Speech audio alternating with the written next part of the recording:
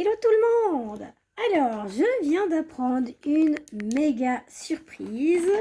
Figurez-vous qu'il va y avoir un laboratoire de niveau 3 qui est en train de se construire, un laboratoire de biosécurité qui est prévu pour l'ouverture de 2028. Dites-moi au Brésil, c'est en Amérique latine? Dis donc, non? Ou en Amérique du Sud? Bah tiens, c'est bizarre. Voilà, donc encore un truc où là, il faut se poser des questions. Pourquoi on ouvrirait un laboratoire de biosécurité niveau 3 de confinement, qui est l'étude des fameux hantavirus, hein? Voilà, je vous le donne en mille. Alors moi, j'ai mes théories suite à cette petite contamination. Je pense que c'est quelqu'un qui a marché dans des excréments. Ça peut être possible. Et quelqu'un qui ne se serait pas lavé les mains. Parce qu'il est très peu probable, d'après certains scientifiques ou médecins, qu'on puisse inhaler, écoutez bien, qu'on puisse inhaler, à part si le rat était au niveau des aérations ou près d'un moteur d'aération, ce qui pourrait diffuser le virus. Bon, peu importe, extrêmement rare, bien évidemment. Mais par contre, si quelqu'un a fait une escale et qu'il a marché quelque part dans un endroit douteux où il y avait des rats, alors là, ça serait plus plausible. C'est plus vendeur. Je dis ça, je dis rien. Bon, alors revenons à ce petit laboratoire de bioconfinement, de biosécurité. Alors, les laboratoires de biosécurité de niveau NC3, je crois, de confinement, ce sont des laboratoires en général qui sont classés. Donc vous avez 1, 2, 3, selon ce qui est, en vigueur. Voilà. Et là, comme par hasard, l'ouverture, je vous le répète, est datée pour 2028. Tiens.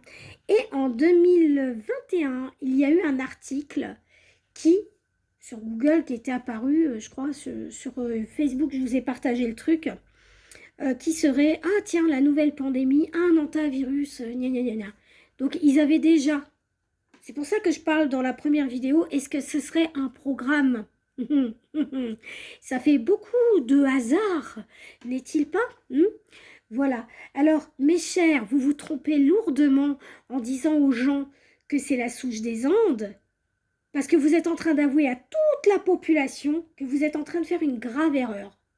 Donc, soit vous prenez les gens pour des cons et vous propagez la peur, soit c'est parce que c'est voulu. Voilà, moi, je suis sûre de ça. Pourquoi?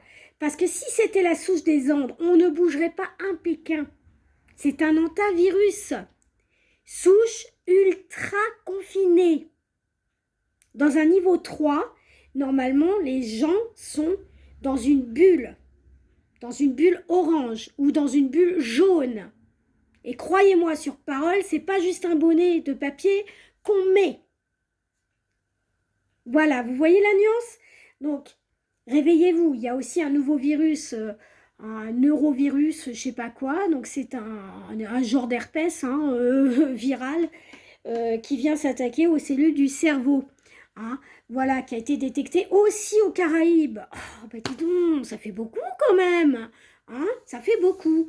Et j'ai vu une petite conclusion aussi sur ce fameux bateau où il y avait un couple. Il y avait une nana qui avait un espèce de bouton là, un genre d'herpès. Et il faut savoir que l'herpès, selon les souches que vous avez, il est très inflammatoire. Et pour des personnes âgées, écoutez bien ce que je vais vous dire parce que c'est très important. Un herpès peut se développer partout dans l'organisme. Partout. Écoutez bien ce que je vais vous dire parce que là, c'est très, très important.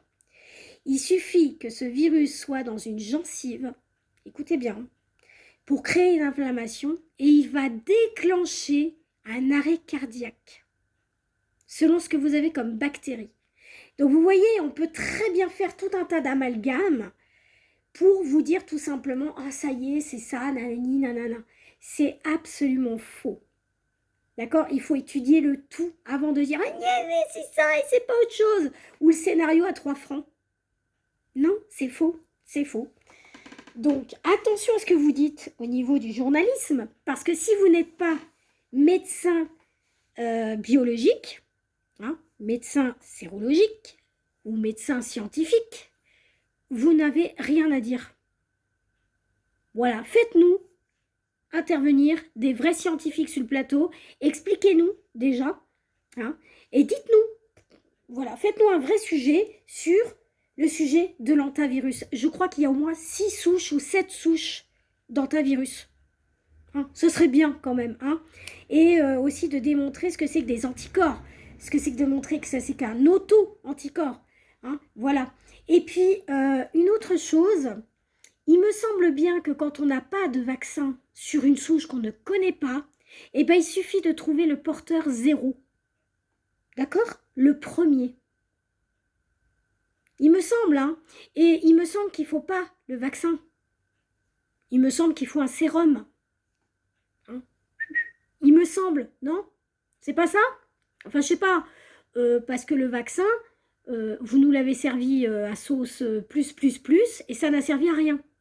Et je peux vous dire que ma cliente a développé, après 5 vaccins, elle a développé un cancério lymphatique ici. Donc, vous avez détérioré son système immunitaire.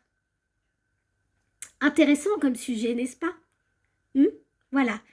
Donc, des cancérios bénins, mais qui par la suite, quand on a pu les enzymes dans l'intestin, font développer n'importe quelle souche. Voilà. Mais ça, on dit rien. Hein. Forcément, on dit rien. Concernant votre protocole, dites-nous la vérité parce que vous êtes en train de propager la peur. Voilà. Je vous le dis. Croyez-moi sur parole, quand c'est un hantavirus véridique des Andes, on ne fait pas ce genre de choses. On met les gens sous cloche. Déjà. Et normalement, il me semble que c'est des scientifiques qui sont rattachés à ce genre de choses de niveau 3. D'accord? Donc, tant que vous ne ferez pas venir un technicien du laboratoire de niveau 3 en biosécurité, je ne vous croirai pas. Voilà, ça c'est dit. Voilà, parce que votre protocole n'est pas celui qui devrait exister. C'est pas ce que je vois à la télé. D'accord? Ce n'est pas ça. Donc, en règle générale, on ne fait pas déporter. On laisse les gens sur le bateau. D'accord? Une centaine de jours. D'accord? Parce qu'il faut savoir en plus que l'homme qui était dans le bateau, il a été contaminé avant. Ben oui, puisque là, en quelques semaines, il a développé les symptômes. Tiens, c'est étonnant, non? Donc ça se trouve, c'est pas ça. C'est un autre scénario. Vous précipitez les choses, vous envenimez les choses et vous croyez qu'on va tomber comme ça, la tête dans le plat. Mais je sais pas, ayez un cerveau quand même. Ou alors c'est du bioterrorisme. Ah, on ne sait pas. Hein, comme on est en train de... Hein, c'est où? C'est Cuba, là, qui a eu des ennuis avec les Américains, non? Je sais pas, comme ça, je propage le truc. Hein. Peut-être une hypothèse, je sais pas. Allez, lançons le truc, on sait jamais. En tout cas, c'est pas le bon protocole. Parce que dans moi, ce que j'ai vu en cas de protocole, même dans les films, hein, ils sont dans des bulles en plastique, même orange ou jaune. Et là, ce qu'on a vu à la télé, c'était des gens juste capuchonnés dans du papier. Donc, en biosécurité, c'est de niveau 1 ou 2. Pas plus. Voyez? Donc, est-ce qu'on parle vraiment d'un hantavirus? Je vous pose la question. Est-ce qu'on parle d'un hantavirus? Voilà, je vous laisse mûrir tout ça. Et regardez bien ce qu'on vous montre aussi dans les films. C'est important. Voilà, c'est important. Dans les virus transportés par les singes, dans les virus transportés par les... Voilà, je ne sais plus ce qu'il y a eu comme virus, là. Je sais plus. Où il y a des hémorragies d'un coup. Là, on développe quand même les gens en costume, là. Dans les bulles. Vous voyez, mais là, c'est pas ce qu'on voit. Voilà, ça ne correspond pas du tout au protocole. Donc, vous voyez, soit vous êtes en train de proposer une campagne de peur. Oh, tiens, on ne sait pas, on va essayer. Écoutez, moi je dis que c'est du blabla, ou alors que les gens vraiment ne savent pas du tout ce qu'ils font. Voilà, c'est qu'ils ne maîtrisent rien. Voilà, arrêtez d'inventer des virus que vous ne pouvez pas gérer. Hein. très cher biologiste, là. Parce que ça veut dire que vous maîtrisez rien. Vous n'avez même pas d'antidote. Vous n'avez même pas... Oui, parce que c'est un antidote qu'il faut. C'est pas un vaccin. C'est un virus, si on parle des Andes, hein, bien sûr. Hein, parce que les 5 autres souches, mais je ne sais pas à combien de pourcents elles sont mortelles. Mais celles qu'on dit, là, 34%, et encore, ça dépend de l'âge de la personne et de son patrimoine. Voilà, donc je ne sais pas quoi vous dire, mais il y a plein d'incohérences. Et encore une fois, voilà, faites votre, voilà, faites le comparat. Il y a quelque chose qui ne va pas. Voilà, et renseignez-vous, parce que ce petit laboratoire, si on a échappé, hein, ça veut bien dire ce que ça veut dire. C'est qu'il y en a un pas loin. C'est tout, il y en a un pas loin. Donc à vous de voir, moi j'ai fait ma recherche, il y en a un qui va ouvrir un laboratoire de biosécurité de niveau 3, donc celui qui étudie les antivirus. Justement, hein, voilà, hein, comme par hasard, il ouvre en 2028. On est à quelle date là? On est en 2026? Tiens, tiens. Il y a matière, hein, il faut trouver des matières contaminées pour les étudier. Allez, affaire à suivre. Intéressez-vous à ça aussi, c'est très important. Il faut du sujet pour chercher, n'est-ce pas? Voilà, pour la biosécurité. Eh oui. Et n'oubliez pas, la biosécurité, ce sont des armes de guerre aussi. On les a utilisées pendant des années. Mûrissez ça dans votre tête. Voilà, voilà. Allez, je vous laisse. Et je vous laisse mûrir sur cette petite vidéo numéro 2. Voilà. Allez, à bientôt les amis.